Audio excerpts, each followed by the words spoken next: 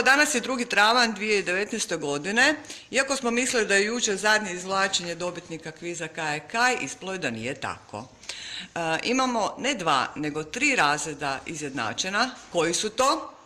2. A, 3. A, I 5. B. I tako da smo jučer na pano stavili papirić na kojem smo napisali da danas, odnosno jučer popodne, odgovore točne stavljaju u kutiju samo učenici ta 3 razredna odjela.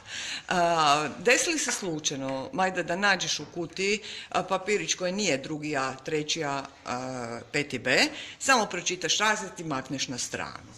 Je li to jasno? Jer možda netko nije shvatio pa su ubacivali svi. Znači, ovo je izvlačenje za dobitnika glavne nagrade. Majda, protresi kutiju. Dobro. Odveži je. Je li napeto? Napeto je, napeto. Što bi tek bilo da su ta 3 razreda tu s nama? Majda, promiješat ćeš rukom ovak gledajući.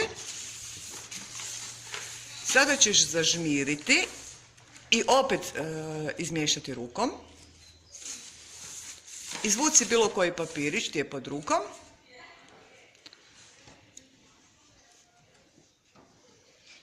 Svinja, 2. A, Lorena Zuković. Pljesak, ljudi! Kako će ta djeca biti sretna, ja ne znam, jel znate da su oni za svaki dobitnik kad je izvučen iz njihovog razreda, da je tako veselje bilo da je to nešto nevjerojatno. Bilo bi mi drago da je bilo ko od ova 3 razreda dobio glavnu nagradu, tako da mi je jako drago da je dobio to i 2. A. Još jedan pljesak, ljudi, baj! Sad je stvarno zadnje. Baj, baj, baj, baj, baj, baj, baj, baj, baj.